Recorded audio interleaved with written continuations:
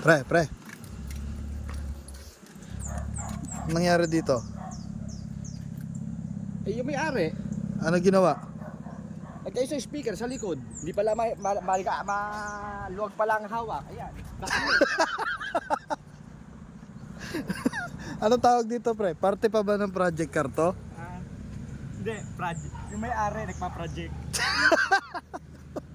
Naghahanap ng gastos. Putang ina yan. Hindi na tayo natapos. Kaya nga project car eh. May project car ba natapos? Ewan ko kung matatapos pa yung gas, yung alin ba, yung kotse o yung gastos. So nung huling ginawa to rito, ano ginawa? Ginawa ulit. Dinala ngayon, Na isang pumper, tinipura ng pumper. tapos ngayon ginagawa uli. Ginagawa ulit. So yung gantong kotse, ginagamit lang to para ipagawa. Ganon. Yun talagang purpose niya. Oh.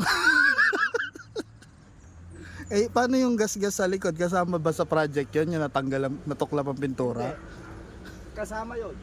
Saan? Sa kata?